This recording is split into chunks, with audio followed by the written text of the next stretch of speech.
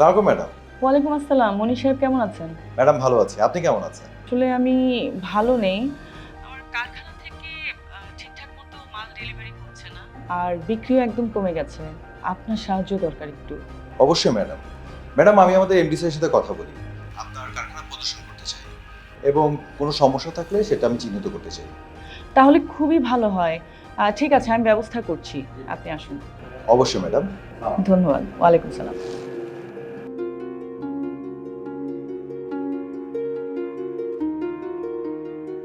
পরিচয় হন। উনি মনির হোসেন। আসসালাম। উনি কুপার্সে আছেন কোয়ালিটি অ্যাসুরেন্স ম্যানেজার হিসেবে। আজকে এখানে এসেছেন আমাদের ফ্যাক্টরি পরিদর্শন করতে। ম্যাডাম, বেসিনে ময়লা, ডাস্টবিনের টিস্যু এলোমেলো হয়ে পড়ে আছে, অ্যাপ্রন ময়লা, শুধু এক নেই। এরকম হলে তো আপনি বিপদে পড়ে যাবেন। আরো অনেক কিছু আছে, আসুন দেখেন। চলুন।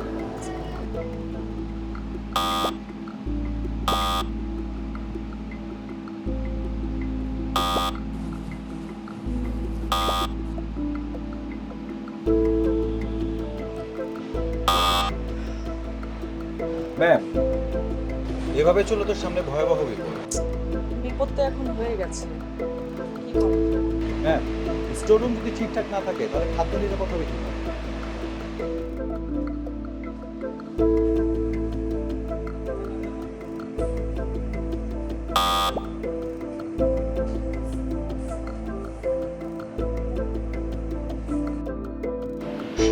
ম্যাডাম, আপনি চিন্তা করবেন না।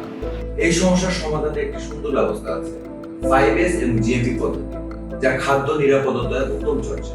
আপনি যদি চান আমাদের এমডি স্যারের সাথে কথা বলে আমাদের কুপার্সের কারখানা পরিদর্শন করতে পারেন। আচ্ছা, আমি আপনাদের কুপার্সের কারখানা ভিজিট করতে চাই। আপনি একটু কথা বলেন আপনার এমডি স্যারের সাথে। জি ম্যাডাম। ঠিক আছে।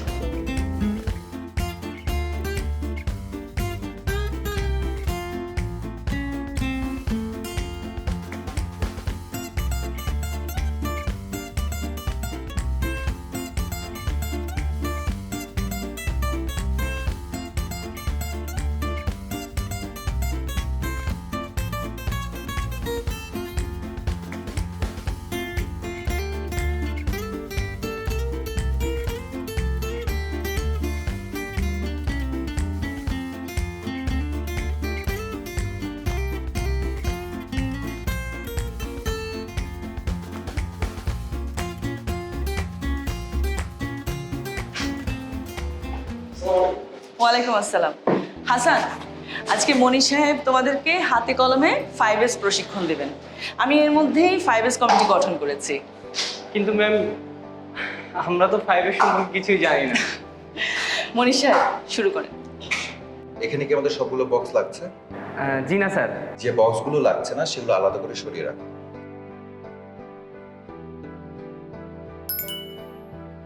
দেখেছো জায়গাটা কত খালি হয়ে গেছে?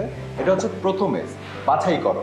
এখানে যে যে উপকরণগুলো আছে সেগুলো প্রত্যেকটি সঠিকভাবে নামগুলো লিখে রাখতে হবে। তাছাড়া উপকরণগুলো সঠিকভাবে মেপে সুন্দরভাবে সাজিয়ে রাখো। পরিষ্কার করা জিনিসপত্র ক্লিনিং বক্সে রাখতে হবে। এভাবে আটার বস্তা, চিনির বস্তা এভাবে রাখতে হবে। এটাকে প্যালেটের উপর রাখতে হবে। সাজিয়ে গুছিয়ে সুন্দরভাবে রাখতে হবে। সেটা হচ্ছে দ্বিতীয় এস। এবার জায়গাটা ভালো করে পরিষ্কার করো। পরিষ্কার পরিচ্ছন্ন রাখা হচ্ছে তৃতীয় এস এর কাজ। কিভাবে নিয়ম মেনে কাজ করতে হয় সেটা তোমাকে শিখিয়েছে। জি স্যার। এই ফ্লোচারটা নাও, এখানে ঝুলিয়ে দাও।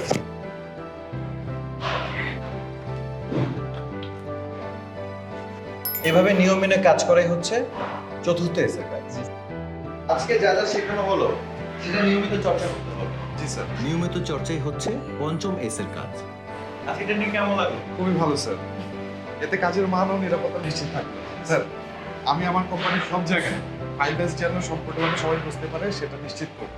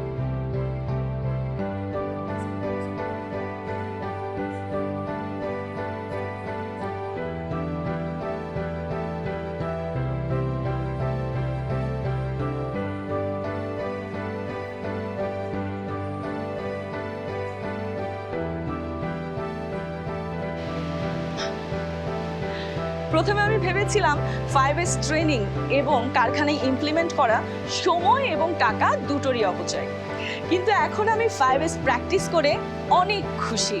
আমি প্রতি মাসে 5S কমিটির মিটিংয়ে অ্যাটেন্ড করি এবং মনিটরিং চালিয়ে যাই। বিভিন্ন সেকশনের ম্যানেজারদের কাছ থেকে ইনফরমেশন নিই যা আমাকে সিদ্ধান্ত নিতে সাহায্য করে। 5S অ্যাপ্রোচকে অনেক ধন্যবাদ। আমার কর্মীরা আগের চাইতেও বেশি দক্ষতা এবং আনন্দের সাথে কাজ করে, আর গ্রাহকদের অভিযোগ অনেকাংশে কমে এসেছে। কুপার্সের মতো হওয়া এখন স্বপ্ন নয়, এটা এখন বাস্তবতা।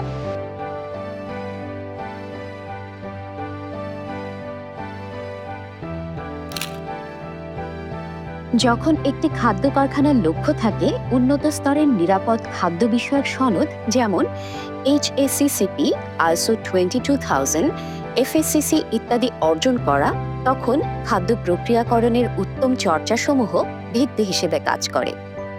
কার্যকরী 5S পদ্ধতি বাস্তবায়নের মধ্য দিয়ে মিস আফসানার কারখানা সুসংগঠিত কর্মক্ষেত্রে পরিণত হয় এবং আরও ভালো ফলাফলের দিকে যায়। যখন একসাথে কাজ করি আমরা একের সাথে জয়ী হই।